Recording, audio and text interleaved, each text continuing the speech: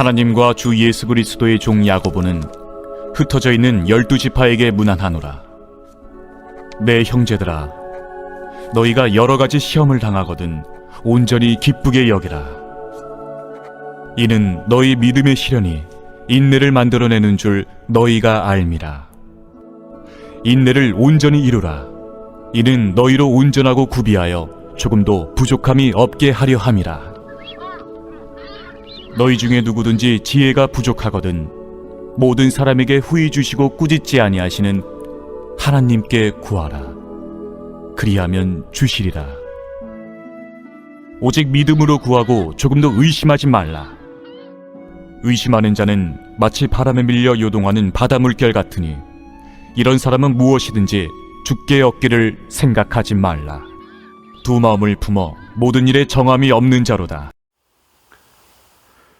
우리나라가 90년대 후반 IMF 금융위기를 겪으면서 사회적으로 대두되었던 문제가 이 자기개발이라는 부분입니다.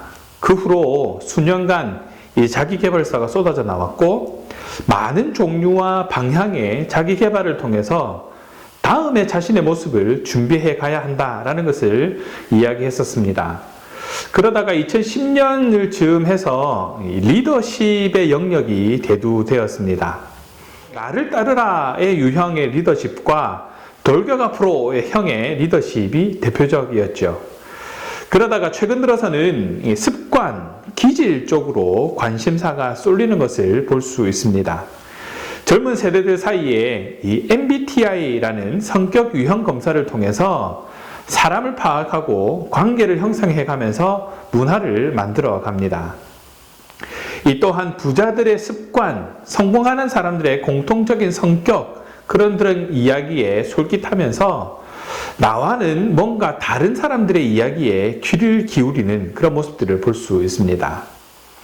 지금의 자신의 모습에 만족하지 않고 선망의 대상이나 닮고 싶은 사람들의 특징을 파악하고 배우려고 하는 그런 마음으로 갈망하듯 쫓고 있는 것은 아닌가 생각해 보게 됩니다.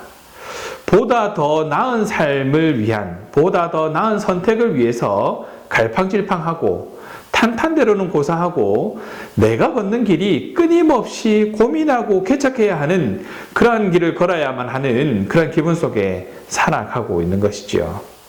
특별히 우리 그리스도인들의 삶을 보면 시험으로 시작해서 시험으로 끝난다고 봐도 무방할 정도로 굴곡이 참 많아 보입니다.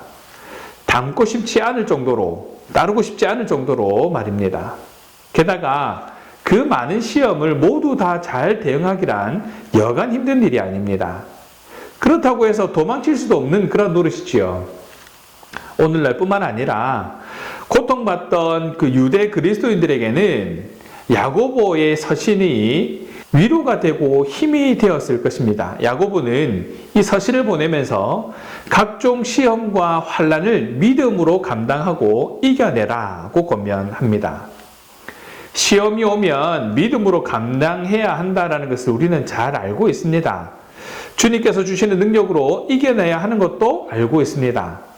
혹 쓰러지고 넘어지더라도 다시 일어날 수 있다는 것도 알고 있습니다. 하지만 우리의 삶에 연결되기까지는 참 많은 일들이 있어야 하지 않던가요?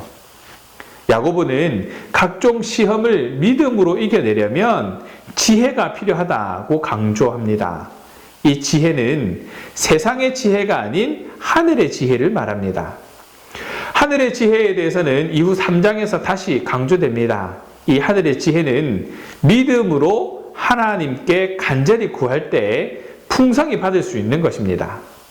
그 지혜로 각양각색의 시험과 환난을 이겨낼 수 있게 되는 것이죠. 야고보는 본문을 통해서 믿음과 지혜의 상관관계를 강조합니다. 믿음이 있는 자가 지혜를 얻을 것이고 지혜를 얻은 자가 믿음이 있는 자다는 것이죠.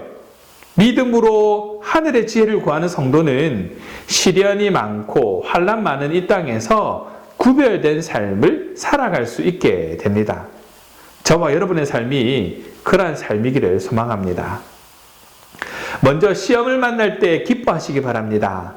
하나님은 믿음으로 시험을 견디는 자에게 더욱 귀한 은혜를 주시기 때문입니다. 야고보는 자신을 주 예수 그리스도의 종이라고 소개합니다. 그러면서 흩어진 12지파, 즉 여러 곳에 흩어진 하나님의 백성, 영적 이스라엘에게 문안 인사를 건네는 것으로 오늘 본문은 시작하고 있습니다. 그러면서 여러 가지 시험을 만났을 때 온전히 기뻐하라고 권면합니다. 믿음의 시련이 인내를 만들어내기 때문에 시련을 만나더라도 기뻐하며 인내를 온전히 이루라고 말합니다. 그 인내가 온전히 이루어질 때 온전하고 구비하여 조금도 부족함이 없는 그런 사람이 되는 역사가 일어납니다. 시련은 자잘하게 만들기도 합니다. 인내를 위한 훈련의 기간을 만들어주기도 합니다. 일종의 예행 연습처럼 말이지요.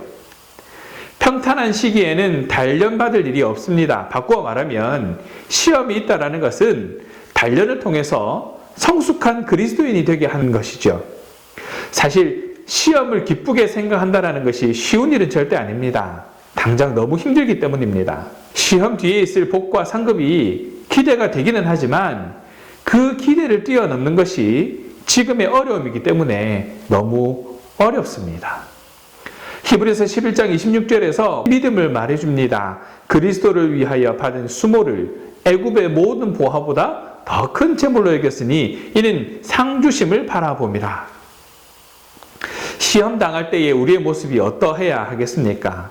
당장 눈앞에 보이는 일에 얽매이지 말고 장래의 상을 바라보아야 할 것입니다. 고난과 역경이 도리어 큰 성공의 밑거름이 되는 경우가 참 많습니다. 힘든 기간을 지나면 사람이 성숙되고 단련되기 때문입니다. 반면 작은 고난도 이겨내지 못해서 크게 낙심하고 하나님을 원망하며 교회를 떠나는 사람들이 있지 않습니까? 고난에 대해 어떻게 준비하고 있느냐에 따라서 단련되기도 하고 떨어져 나가기도 합니다. 우리가 대하는 많은 일들 중에 준비되지 않은 사람이 큰 책임을 맡게 되면 당사자도 힘들고 일을 그르치게 될 확률이 높아집니다. 하지만 그 전에 다양한 어려움과 장애물을 극복해 본 사람은 큰 일도 잘 감당할 수 있게 됩니다. 하나님께서 우리에게 고난을 주시는 이유가 바로 여기 있지 않겠습니까? 우리를 괴롭게 하기 위함이 아니라 장차 큰 상을 주기 위한 그러한 일이다라는 것을 기억하시기 바랍니다. 그래서 기뻐해야 합니다. 우리의 능력만으로 감당할 일이 아닙니다. 채우시고 붙드시는 그 하나님의 섭리를 붙잡으시기 바랍니다. 그리고 그의 손에서 다듬어지고 만져짐으로 딱 맞는 영광의 도구가 되는 저와 여러분의 삶이 되기를 소원합니다. 다음으로 지혜를 구하시기 바랍니다. 누구든지 시험을 만나면 하나님께 지혜를 구해야 합니다. 하나님은 꾸짖지 않으시고 지혜를 후하게 주십니다. 그러나 구할 때는 조금의 의심도 없이 믿음으로 구해야 합니다. 믿음은 호수에 던져진 돌멩이가 만드는 물결처럼 바람에 밀려 요동하는 바다 물결처럼 우리의 마음을 흔들어 놓습니다. 평안함을 누리지 못하게 합니다. 야고보는 이런 사람에게는 주님께 무엇을 얻을 것이라 기대하지 말라고 말합니다. 의심은 곧 두 마음을 품는 것이기 때문입니다. 전적으로 하나님을 신뢰하지 않음을 뜻합니다. 곧 하나님을 무시하는 것과 같다라는 것이죠. 본문이 말하는 지혜는 지적인 능력의 탁월함을 말하지 않습니다. 자신의 뜻을 고집하지 않고 하나님의 말씀과 훈계를 잘 듣고 따르는 것을 지혜라고 말합니다.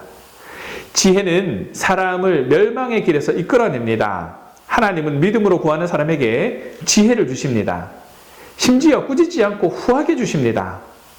우리가 시험을 당하면 하나님께 지혜를 구해야 하는 이유가 여기 있습니다. 우리의 능력과 생각으로 극복할 수 없는 상황이 있기 때문에 하나님께 도와달라고 구해야 하는 것이죠.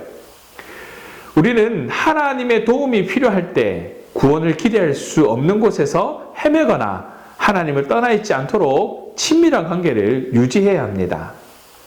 세상 속에서 성도로 살아가는 삶은 환난과 어려움의 연속입니다. 다만 이때에 믿음이 있다면 하나님께 시험을 극복할 만한 지혜를 구할 수 있게 됩니다. 시험을 당할 때에 어떻게 대처하는지 돌아보시기 바랍니다.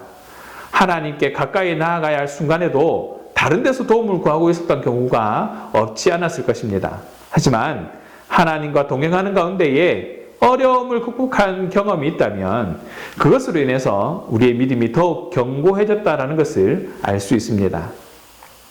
하나님이 계시는데 다른 대상을 통해 문제를 해결하고 하는 것은 미련한 일입니다. 언제나 하나님께 나아갑시다. 우리의 무릎으로 나아가야 함을 잊지 마시기 바랍니다. 말씀을 정리합니다. 8절입니다.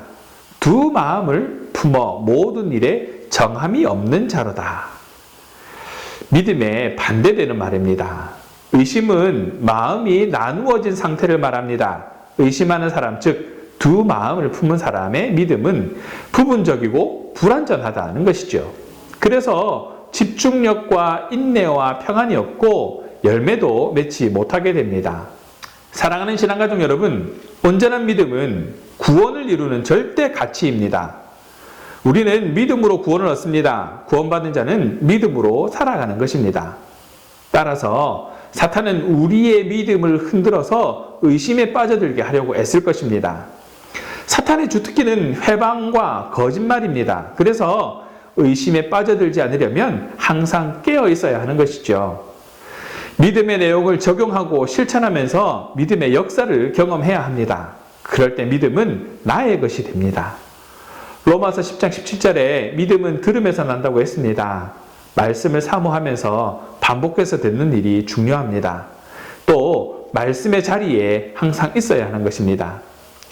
견고한 믿음의 사람이 되도록 기도하면서 더욱 말씀을 가까이 하시기 바랍니다. 아무리 많은 고난이 우리 앞에 있더라도 지금까지 지켜주신 하나님의 은혜와 앞으로도 여전히 함께 하실 하나님의 섭리 안에 마음껏 복을 누리며 합당한 열매 맺는 그런 삶을 살아가는 저와 여러분 되기를 간절히 소원합니다. 기도하겠습니다. 사랑의 하나님 감사합니다. 우리가 겪어야 하는 수많은 시험과 환난을 통해 하나님을 기억하고 기념할 수 있도록 깨닫게 하실 은혜에 감사드립니다. 하나님께서 믿음으로 시험을 견디는 자에게 더욱 귀한 은혜를 주심을 알고 기뻐할 수 있는 신앙이 원합니다. 시련에 좌절하지 않고 훈련되어서 인내하는 신앙이 되게 하시고 인내함으로 단련되어 더욱 성숙한 그리스도인이 되게 하여 주시옵소서. 또한 꾸짖지 않으시고 후하게 주시는 하나님께 지혜를 구하며 고난을 잘 이겨내게 하시고 주실 것을 믿어 의심치 않으므로 하나님의 길을 걸어가는 성도가 되게 하여 주시옵소서. 두 마음을 품지 않기 원합니다. 꾸준히 말씀을 들으며 견고한 믿음으로 지금까지 지켜주신 은혜와 여전히 함께 하실 그 하나님의 섭리를 기대하며 마음껏 복을 누리는 삶이 되게 하여 주시옵소서. 감사합니다 주님. 우리 주 예수 그리스도의 이름으로 기도합니다. 아멘.